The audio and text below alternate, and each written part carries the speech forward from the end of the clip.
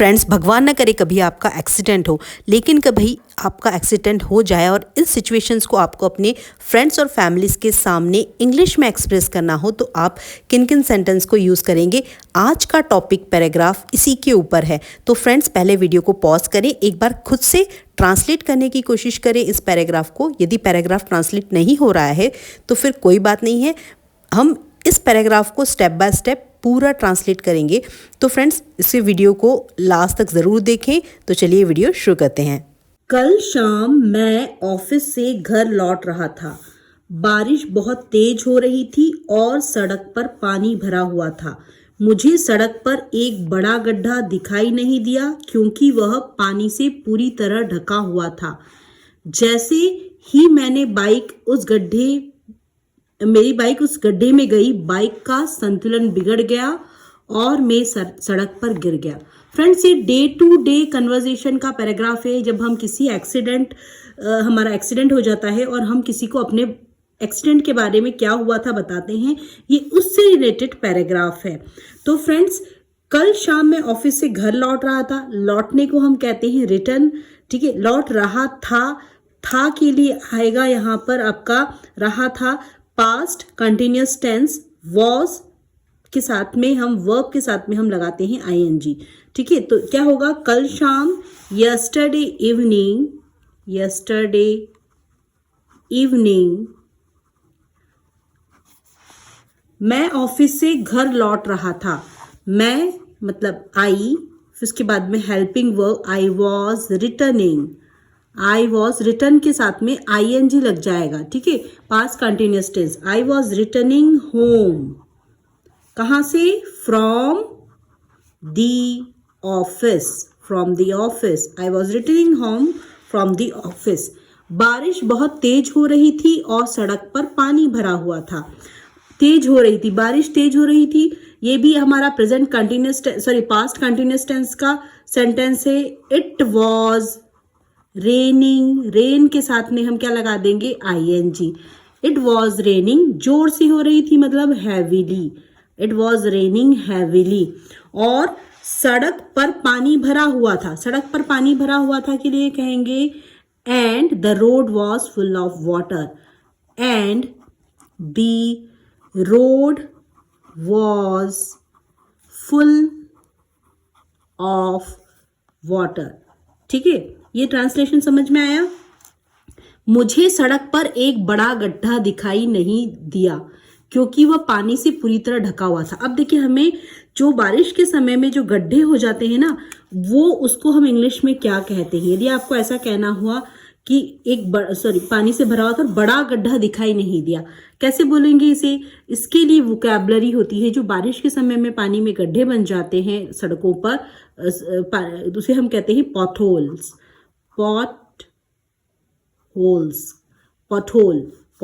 ठीक है, तो क्या बोलेंगे आप यहाँ पर कि मुझे एक बड़ा गड्ढा दिखाई नहीं दिया। I didn't see a big pothole on the road. I did not see. Did not के बाद में हमेशा वर्ब की फर्स्ट फॉर्म आती है। Did not see a big, क्या है? पॉटहोल। इस वोकैबुलरी को याद रखें। सड़क में बने हुए गड्ढे को हम कहते हैं पॉटहोल। कहां पर था? On the road. So I didn't see a big pothole on the road. ठीक है, क्योंकि वह पानी से पूरी तरह से ढका हुआ था। Because BECAUSE, because it was completely covered with water. It was completely TELY, completely covered with water. ठीक है, जैसे ही मेरी बाइक उस गड्ढे में गई, बाइक का संतुलन बिगड़ गया, मतलब बाइक का बैलेंस बिगड़ गया। बैलेंस बिगड़ने को हम कहते हैं lost my balance. I lost my balance, और मैं सड़क पर गिर गया। Fell off my bike on to the road. ठीक है, तो क्या हुआ? जैसे ही मेरी बाइक उस गड्ढे पे गई, जैसे ही के लिए आप बोलेंगे as soon as my bike went in to the pothole. As soon as my bike went into गड्ढे में गई इसलिए आया went into। देखिए go का सेकेंड फॉर्म होता है went, ठीक है, इसलिए went आया है क्योंकि पास्ट का एक्शन है। into कहाँ गई? the pothole, went into the pothole। मैंने अपना संतुलन खो दिया है ना, बाइक का उसका संतुलन बिगड़ गया। तो I lost my balance, I lost second form of word I है, lost my balance, I lost my balance, ठीक है। और फेल ऑफ भी सेकेंड फॉर्म ऑफ है फॉल का। फेल ऑफ कहाँ से गिर गया? My bike on to the road, my bike सड़क पर गिर गया, सड़क के ऊपर, ऑन टू दी रोड। मेरे घुटने और हाथ में चोट लग गई और मेरे पैर में भी काफी दर्द हो रहा था। कुछ लोगों ने मुझे उठाया और सड़क के किनारे बैठाया। अब देखो उसके घुटने और हाथ में भी चोट लग गई। चोट लगने को हम कहते हैं हर्ट होना, घुटने के लिए चोट लगने को कहते हैं हर्ट, ठीक है। और गॉट हर्ट, लग गई, गॉट। गेट की सेकेंड फॉर्म आएगी गॉट, क्योंकि लग चुकी है उसे चोट, इसलिए सेकेंड फॉर्म आएगी गॉट हर्ट। घुटने को हम कहते हैं नी, KNEE, नी, ठीक है। एंड हैंड, हाथ पे, ठीक है। अब मेरे घुटने और हाथ पर चोट लगी, कैसे बोलेंगे? I got hurt on my knee and hand. क्या होगा? I got hurt on my knee and hand, ठीक है। और मेरे पैर में भी काफी दर्द हो रहा था, ठीक है। And my leg was also hurting badly, काफी दर्द को कहेंगे हर्टिंग बैडली।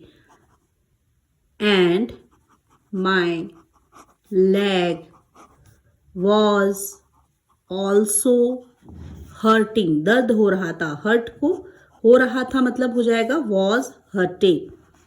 वॉज के साथ में हम वर्ब की फोर्थ फॉर्म लगाते हैं, मतलब ING लगाते हैं। बैडली, बुरी तरीके से दर्द हो रहा था। मैं बहुत कुछ लोगों ने मुझे उठाया, सड़क के किनारे बैठा दिया।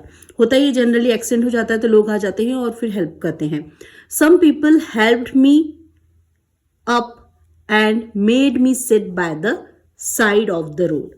सम पीपल हेल्प्ड मी, मेरी मदद की, हेल्प मी अप, ठीक है। एंड मुझे सड़क के किनारे बैठा दिया, तो उसको मेक का हो जाएगा मेड मी सिट, बिठा दिया, ठीक है। तो ये याद रखना, मेक का हो जाएगा सेकेंड फॉर्म मेड,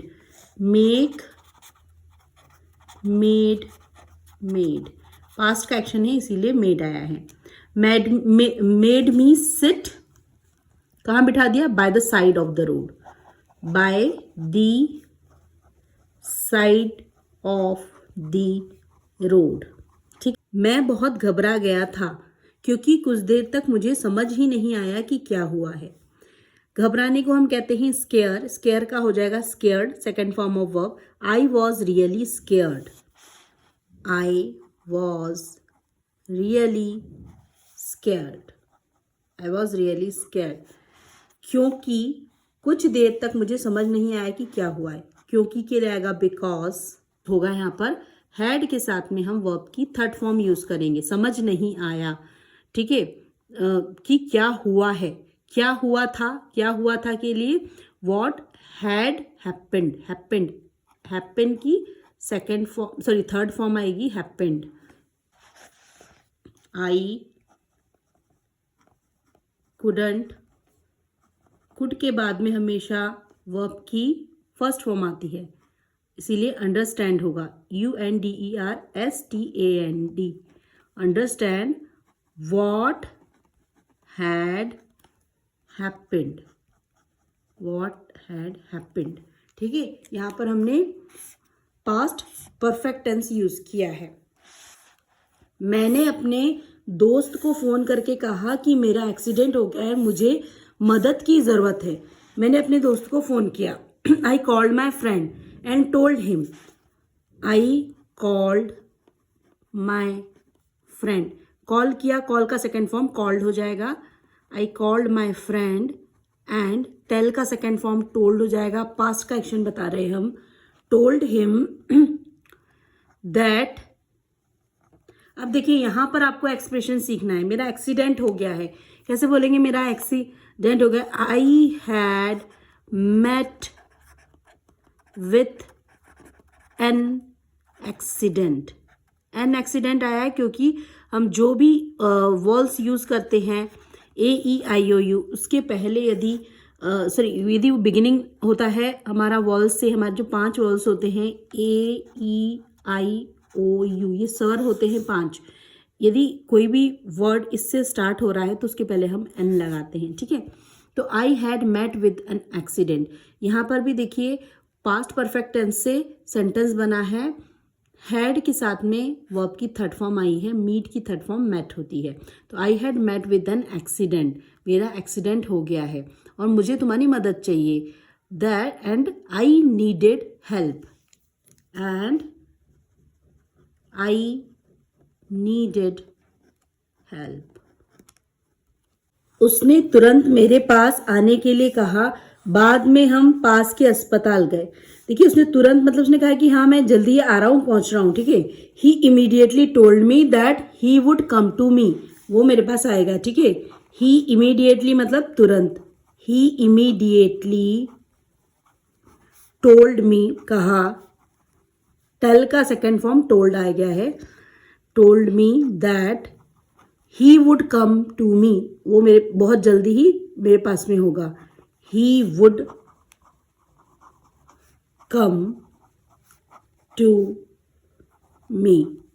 बाद में हम पास के हॉस्पिटल गए, later we went to a nearby hospital, later we went, गए के लिए जाने को हम कहते हैं गो, गो का सेकेंड फॉर्म होता है वेंट, थर्ड फॉर्म होती है गॉन, सेकेंड फॉर्म आएगा पास्ट का एक्शन है, we went to a nearby hospital। Doctor ने मेरा चेकअप किया और कहा कि चोट ज़्यादा गंभीर नहीं है, लेकिन मुझे कुछ दिनों तक आराम करना होगा। डॉक्टर ने चेकअप किया, the doctor checked me, the doctor checked me. Friends, इस कन्वर्जेशन को आप अपनी स्पोकन इंग्लिश में इनकॉर्पोरेट करें। और कहा एंड सेड, से का हो जाएगा सेड, क्या कहा, दैट कि चोट ज़्यादा गंभीर नहीं है, चोट को हम कहते हैं injury, injuries were not very serious, the injuries were not, बहुत सारी चोट है आई है इसीलिए इंजरीज के साथ हमने वर लगाया है, वर नॉट वेरी सीरियस, बहुत ज़्यादा सीरियस नहीं चोट है, लेकिन मुझे कुछ दिनों तक आराम करना होगा, but I would have to take some rest, I would have, but I would have to, लेना होगा, इसका मतलब होता है मुझे करना होगा, कोई काम करना होने के लिए हम यूज करते हैं आई वुड हैव टू, क्या करना होगा, वुड हैव टू के बाद में हम वर्ब की फर्स्ट फॉर्म लगाती हैं, इसीलिए हम यहाँ पर टेक लगाएंगे, ठीक है। वर्ब की फर्स्ट फॉर्म टेक, लेना होगा, take some rest, I would have to take some rest for a few days, कुछ दिनों तक के लिए, for a few days। इस घटना के बाद मुझे एहसास हुआ कि बारिश के मौसम में सड़क पर गड्ढे कितने खतरनाक हो सकते हैं।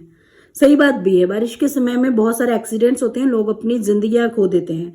तो इस घटना के बाद मुझे एहसास हुआ मतलब मुझे रियलाइज हुआ, आफ्टर दिस एक्सीडेंट, इस घटना के बाद के लिए हम कहेंगे after, AFTER, after this incident या एक्सीडेंट, इंसिडेंट मतलब घटना, आई रियलाइज्ड, मैंने अनुभव किया या मैंने रियलाइज, देखिए second form of verb I, ये पास्ट का एक्शन है, how dangerous potholes can be on the road during the rainy season, how dangerous मतलब कितने ज़्यादा डेंजरस हो सकते हैं, हाउ डेंजरस, पॉटहोल्स, पॉटहोल्स मतलब सड़क में बने गड्ढे, can be on the road, सड़क पर बने गड्ढे, अब देखिए सेंटेंस को फिर से ध्यान से देखिए. I realised how dangerous potholes can be on the road.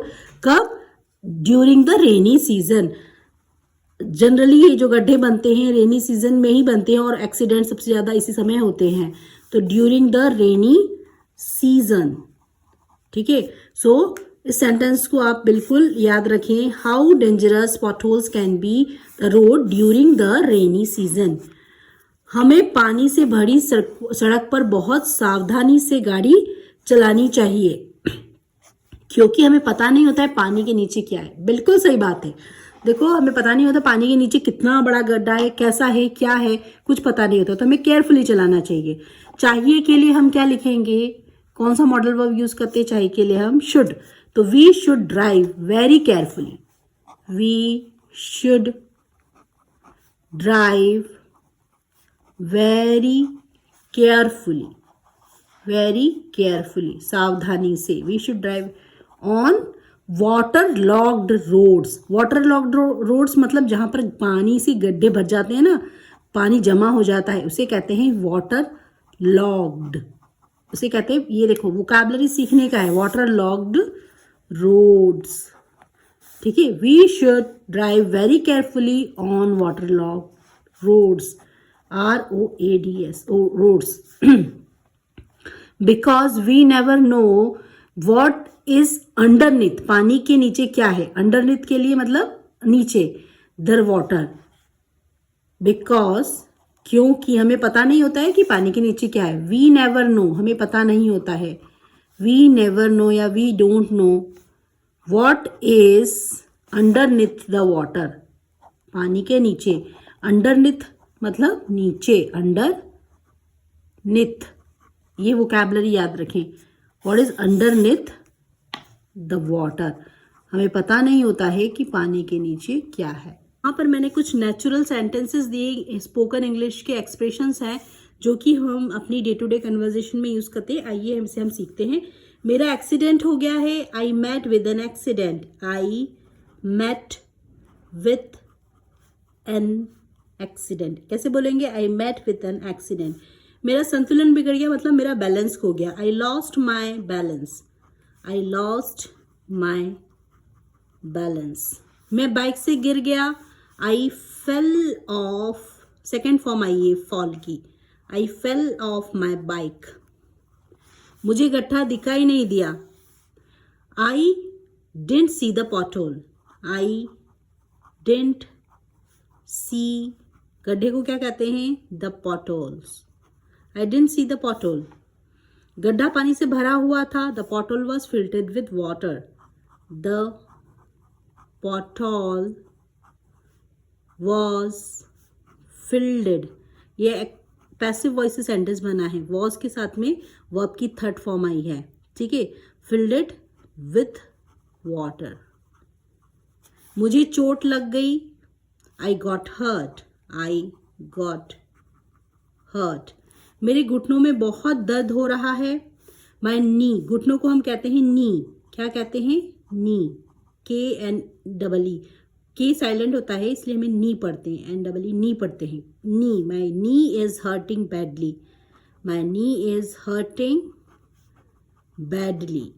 देखिए प्रेजेंट टेंस है इसीलिए हमने रहा है, अभी उसको दर्द हो रहा है इसीलिए हमने इज हर्टिंग लिखा है. मैं अपने पैर पर वजन नहीं डाल पा रहा हूं. यहाँ पर भी प्रेजेंट टेंस से सेंटेंस बनेगा. I can not put any weight on my leg. मतलब मैं अपने पैर पे खुद खड़े नहीं हो पा रहा वजन डाल के. ठीक है. I can not put any weight on my leg. On my leg मतलब जब मैं खड़े होने के लिए कोशिश कर रहा हूँ तो मुझे पैर में बहुत ज़्यादा दर्द हो रहा है. ठीक है. मुझे थोड़ी मदद चाहिए. I need some help. I need some help. I need some help. मुझे चक्कर आ रहे. चक्कर आने को हम कहते हैं डिजीनेस या गिडनेस. क्या कहते हैं? डिजीनेस या गिडनेस. तो I am feeling dizzy. I am feeling dizzy. मुझे चक्कर आ रहे हैं. आई एम फीलिंग डिजी. आ रहे हैं इसलिए एम के साथ में वर्ब की फोर्थ फॉर्म मतलब ING लगाया है. आई एम फीलिंग डिजी. मैं बहुत डर गया था. था मतलब ये पास्ट का एक्शन है। I was really scared, I was really scared, डरने को हम कहते हैं स्केयर्ड। ये भी पैसिव वॉइस का सेंटेंस है, वॉज के साथ में हमने वर्ब की थर्ड फॉर्म यूज की है। डॉक्टर ने मेरा चेकअप किया, the doctor checked me, the doctor checked me. मुझे कुछ आराम करना होगा, I would have to take some rest. होगा, होगा के लिए would have, I would have to. कोई काम आपको करना होगा, करना पड़ेगा, इसलिए I would have to take some rest, REST rest. Have to के बाद में हम वर्ब की फर्स्ट फॉर्म लगाते हैं, इसलिए टेक लिखा है। I would have to take some rest. शुक्र बहुत गंभीर चोट नहीं थी, थैंकफुल इट वॉजंट सीरियस, ऐसा भी कह सकते हैं।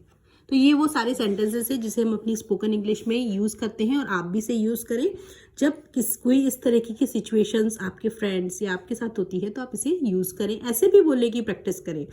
और इस तरीके की और वीडियोस पैराग्राफ चाहिए आपको तो आप मेरी प्लेलिस्ट को फॉलो करें, वहाँ पर मैंने बहुत सारे प्रैक्टिस पैराग्राफ दिए हैं, आप वहाँ जाकर इसे सीख सकते हैं। और इस पूरे पैराग्राफ का मैंने डिस्क्रिप्शन बॉक्स में पूरा का पूरा ट्रांसलेशन हिंदी टू इंग्लिश दिया है, तो आप वहाँ जाकर भी इसे पूरा देख सकते हैं पैराग्राफ को। वीडियो अच्छी लगी है तो वीडियो को हाइप करें, चैनल को सब्सक्राइब करें, जिससे मुझे आपका प्यार और मोटिवेशन मिलता रहे। फ्रेंड्स, ये कुर्ता मैंने लिया है फ्लिपकार्ट से और इसका कलर बहुत ही प्यारा है और बहुत ही सुंदर लग रहा है। तो मैंने लिंक आपको डिस्क्रिप्शन में भेज दिया है, वहाँ पर आप बहुत सारी क्वालिटी के डिफरेंट वैरायटीज़ के कुर्ते हैं, आप वहाँ से बाय कर सकते हैं। देखिए, चूँकि मुझे स्लीवलेस नहीं पहनना था तो मैंने यहाँ से एक बहुत ही प्यारा शर्ट ऑर्डर किया है, और ये जो है जीन्स के कपड़े का है। मटेरियल बहुत ही जो है स्मूथ है और रिजनेबल रेट में है, तो ये पहनने के बाद बहुत ही प्यारा लग रहा है ये। तो देखिए, आप इसे भी, मैं इसका जो लिंक है मैं आपको डिस्क्रिप्शन बॉक्स में आपको भेज देती हूँ, तो आप इसे भी वहाँ से बाय कर सकते हैं।